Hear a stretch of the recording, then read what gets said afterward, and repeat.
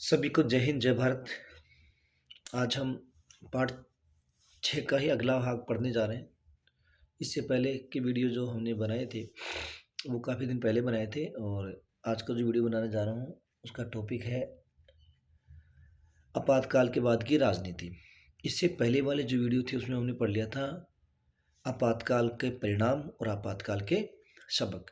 तो ये वीडियो है, इसमें पढ़ेंगे हम आपातकाल के बाद की राजनीति। तो देखिए, आपातकाल लगा तो आपातकाल लगभग 18 महीने चला। 18 महीने के बाद में आपातकाल को समाप्त कर दिया गया। जब आपातकाल समाप्त हुआ तो सरकार ने चुनाव की घोषणा कर दी। क्यों? क्योंकि चुनाव होने थे 5 साल में और 6 साल हो गए थे हुए हुए।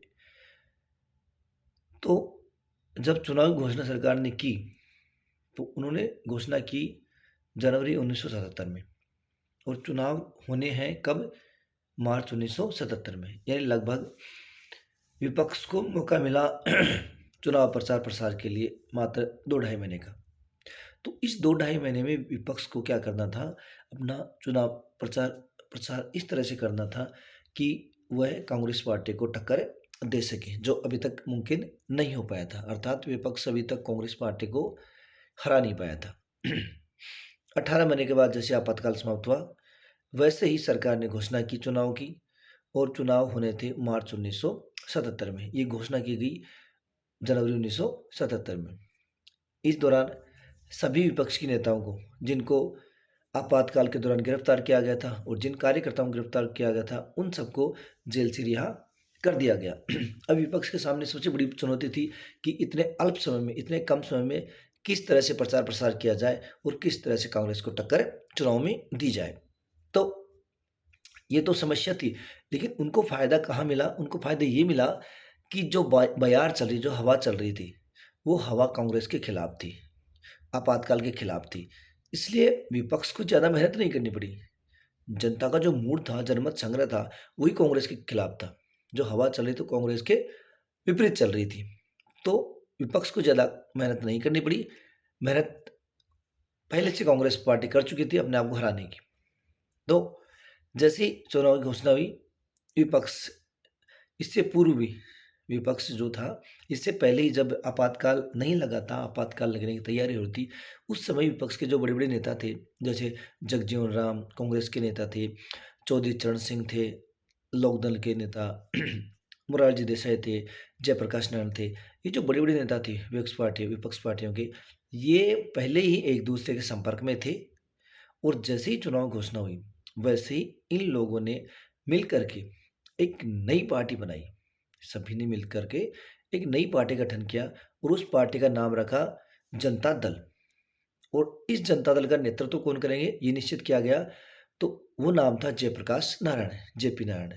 तो जयप्रकाश के नारायण के नेतृत्व में एक सभी विपक्षी दलों ने मिलकर एक नया राजनीतिक दल बनाया 1977 में, ठीक चुनाव से पहले, और उसका नाम रखा जनता पार्टी। ठीक है भाई। और नेतृत्व किसने किया?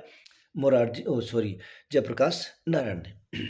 अभी होता यह है कि चुनाव घोषणा होने के बाद में जो आपातकाल था, जो आपातकाल के दौरान लोगों को जो कठिनाइयाँ, जो तकलीफ़ें, जो दुख दर्द, जो यातनाएं लोगों को सहनी पड़ी, उन यातनाओं को, उन तकलीफ़ों को, उन दर्दों को, उन सब को जनता के सामने प्रस्तुत करने का काम किया जनता पार्टी के नेताओं ने।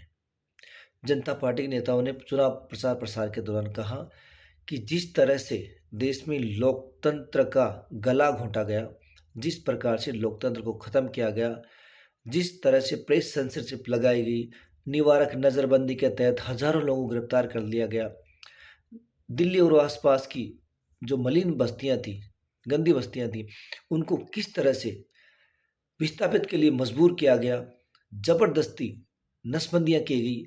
तो इन सब मुद्दों को लेकर विपक्ष चुनाव मैदान में गया और लोकतंत्र ने बचाओ और संविधान बचाओ का नारा दिया। विशेष रूप से संविधान बचाओ का नारा दिया विपक्ष ने, और इस नारे के साथ विपक्ष चुनाव में उतरा। चुनाव में विपक्ष को इसमें सफलता भी मिली। क्यों? क्योंकि इंदिरा गांधी की जो काम थी आपातकाल के दौरान, वो सारे अलोकतांत्रिक थे और जनता के विरोधी थे। तो जैसे ही परिणाम निकले इन चुनावों के, तो परिणाम ने सबको चौंका दिया। क्यों? क्योंकि कांग्रेस पार्टी 1977 से पूर्व आज तक हारी नहीं थी। और जैसे ही चुनाव का रिजल्ट निकला, परिणाम निकला, सब लोग चौंक गए। क्यों? क्योंकि इस चुनाव के दौरान 542 सीटों में से मात्र 154 सीट ही कांग्रेस पार्टी जीत पाई। मात्र 154 सीट कांग्रेस पार्टी जीत पाई। और सबसे बड़ी बात ये कि रायबरेली और अमेठी सीट, जो कांग्रेस की पुश्तैनी सीटें हैं, जहां कांग्रेस हमेशा सदैव जीतती आई है, वो दोनों सीटें भी हार गई। स्वयं इंदिरा गांधी खुद चुनाव हार गई और उनके बड़े बेटे संजय गांधी चुनाव हार गए, रायबरेली और अमेठी से। तो भैया होता क्या है जब नतीजा निकला तो कांग्रेस को 154 सीटें मिली। जनता पार्टी और उसकी सहयोगी पार्टियां थी, उनको पूर्ण बहुमत मिला, यानी 330 सीटें प्राप्त की जनता पार्टी ने और उसकी सहयोगी पार्टियों ने। अकेली खुद जनता पार्टी ने 295 सीटें प्राप्त की, जो कि बहुमत के आंकड़े से काफ़ी ऊपर है। बहुमत का आंकड़ा चाहिए 272 और मिल गई 295 अकेली जनता पार्टी को। उससे पूर्व क्या हुआ था? उससे पूर्व जो भी सरकार के विरोध थे, कांग्रेस के विरोध थे, आपातकाल के विरोध थे, वे सभी एकत्रित हुए थे। और उसमें कौन कौन थे? उसमें कांग्रेस के वे नेता भी शामिल थे जो कि आपातकाल के विरोध में थे। वो नहीं चाहते थे कि आपातकाल लगे। कांग्रेस में भी कुछ ऐसे लोग थे जो ये नहीं चाहते थे कि आपातकाल देश में लगाया जाए, तो वो आपातकाल के विरोध में थे, कांग्रेस के विरोध में नहीं थे। तो जैसे ही नई पार्टी बनी जनता पार्टी, तो इस जनता पार्टी में वे कांग्रेस के नेता भी शामिल हो गए जो कि आपातकाल के विरोध में थे। ठीक है। उसके बाद में कांग्रेस के एक वरिष्ठ नेता और बहुत लंबा अनुभव था उनको मंत्री पद पर रहने का, वो थे जगजीवन राम। तो जगजीवन राम ने कांग्रेस से अलग होकर के एक नई पार्टी बनाई, कांग्रेस फॉर डेमोक्रेसी। उसके बाद में जगजीवन राम ने इस पार्टी को 77 के चुनाव से पहले पहले ही जनता पार्टी में भी मिला लिया, अर्थात अपनी जो पार्टी बनाई थी कांग्रेस फॉर डेमोक्रेसी, इसको जनता दल में शामिल कर लिया। और इन सब ने मिलकर के एक छत्र के नीचे, एक चुनाव चिन्ह के नीचे, एक पार्टी के नीचे चुनाव लड़ा। उससे फायदा उनको देखो क्या हुआ? उनसे फायदा ये हुआ कि जो लोग आपातकाल के विरोध में थे, जो आपातकाल का विरोध कर रहे थे, जो कांग्रेस के विरोधी थे, कांग्रेस का विरोध कर रहे थे, तो वे सारे लोग एक छत के नीचे इकट्ठा हो गए। एक छत के नीचे इकट्ठा होने से फायदा ये हुआ कि जो भी विपक्ष के वोट थे, जो अलग अलग पार्टियों को मिलते थे और वो बिखर जाया करते थे, इस बार सभी विपक्षी पार्टियों ने एक दल बनाने के कारण के सारे जो वोट हैं, बिखरे हुए वोट एक जगह आ गए। इससे कांग्रेस को बड़ी समस्या उत्पन्न हुई और यही कारण था कि कांग्रेस पार्टी इसमें हार गई, बुरी तरह से हार गई और जनता दल की इसमें जीत होती है। तो जब जनता दल इसमें जीत जाती है तो जनता दल की सरकार बनती है और जनता दल की सरकार हालांकि कुछ 2.5 साल ही चल पाती है। लेकिन उससे पूर्व क्या होता है, ये जो आपातकाल लगा था, ये जो आपातकाल के बाद लगने के बाद में जो चुनाव हुए 1977 के, उन चुनाव का जो हम नक्शे के आधार पर परिणाम देखें तो वो देश के अलग अलग हिस्सों में अलग अलग था। आप देखेंगे कि जैसे ही चुनाव का नतीजा निकला तो कांग्रेस 154 सीटों में सिमट चुकी थी, जनता पार्टी और उसकी सहयोगी दलों को 330 सीटें मिल गई थी, अकेली जनता दल को 295 सीटें प्राप्त हुई थी। उसके बावजूद भी देश के प्रत्येक हिस्से में नक्शे के आधार पर हम देखें तो देश के प्रत्येक हिस्से में जो चुनाव का परिणाम था वो एक समान नहीं था। जैसे हम देखते हैं कि उत्तर भारत में, विशेष रूप से उत्तर भारत में कांग्रेस बिल्कुल साफ हो गई थी, सुपड़ा साफ हो गया था और जनता दल को बहुत सीटें प्राप्त हुई थी, बम्पर जीत मिली थी उत्तर भारत में। लेकिन दक्षिण भारत में हम देखते हैं कि वही कांग्रेस जो अपना पूर्व का प्रदर्शन है उसको दोहराती हुई नजर आ रही है। ऐसा क्यों हो रहा था? जैसे कि बात करें हम उत्तर भारत में पंजाब, हरियाणा, उत्तर प्रदेश, बिहार और एक केंद्र शासित प्रदेश दिल्ली, ये जो 5 ऐसे राज्य और एक केंद्र शासित प्रदेश थे जिनमें कांग्रेस पार्टी एक भी सीट नहीं जीत पाई थी। सारी सीटें कांग्रेस पार्टी हार गई थी, एक सीट नहीं जीत पाई। राजस्थान और मध्य प्रदेश, दो ऐसे स्टेट्स थे, दो ऐसे राज्य थे जहां पर कांग्रेस पार्टी मात्र एक एक सीट जीत पाई थी। लेकिन हम देखें महाराष्ट्र, गुजरात, उड़ीसा, उनमें कांग्रेस दोबारा से दोबारा से अपनी उन सीटों पे जीत निकाल पाई, उन सीटों पे जीत पाई जो उसने पहले भी जीती थी। तो ऐसा क्या कारण था कि उत्तर भारत में कांग्रेस बुरी तरह हार रही थी, पंजाब में हार रही थी, हरियाणा, दिल्ली, यूपी, बिहार, इनमें एक सीट नहीं जीती, राजस्थान, मध्य प्रदेश में एक एक सीट जीत पाई, लेकिन उड़ीसा, महाराष्ट्र, गुजरात, वहाँ पे वो अपनी सीटों में वापसी कर पाई, यानी वो सीट जीत पाई। और बात करें अगर दक्षिण भारत की, दक्षिण भारत के प्रांतों की, राज्यों की, जैसे आंध्रा, केरला, तमिलनाडु, कर्नाटका, इनमें तो कांग्रेस का जो विजय रथ था वो बेरोक टोक चल रहा था, यानी कि उसकी जो जीत का प्रतिशत था उतना ही था जितना पहले था। तो उसके पीछे के कुछ कारण हैं। वो कारण क्या है?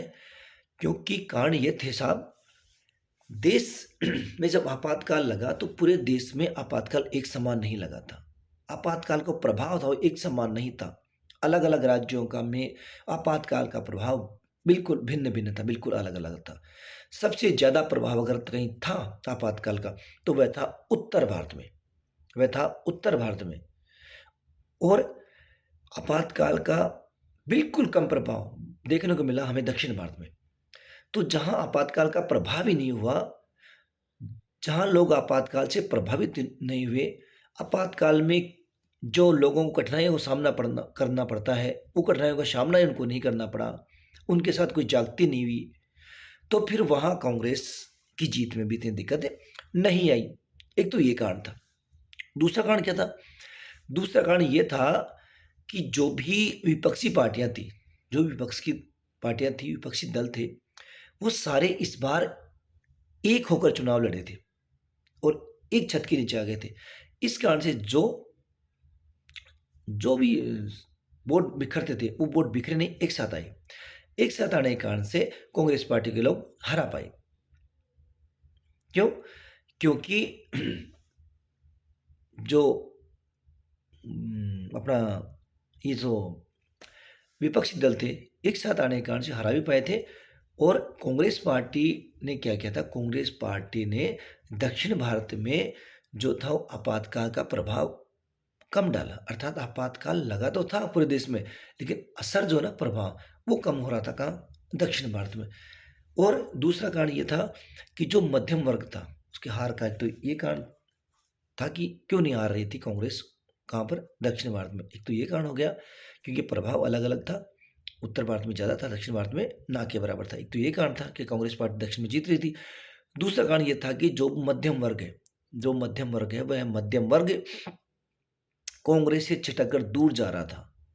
और वह मध्यम वर्ग जब ये देखता है कि कांग्रेस पार्टी के विरुद्ध सभी दलों ने मिलकर एक नई पार्टी का गठन किया है, तो वो मध्यम वर्ग जो है उत्तर भारत का, उसका झुकाव जनता पार्टी की तरफ हो गया और वो कांग्रेस से छिटक गया। इसलिए दक्षिण भारत में तो कांग्रेस पार्टी जीत रही थी, लेकिन उत्तर भारत में कांग्रेस पार्टी नहीं जीत रही थी। ठीक है, अगला हम वीडियो बनाएंगे जनता सरकार के बारे में। ठीक है, ओके।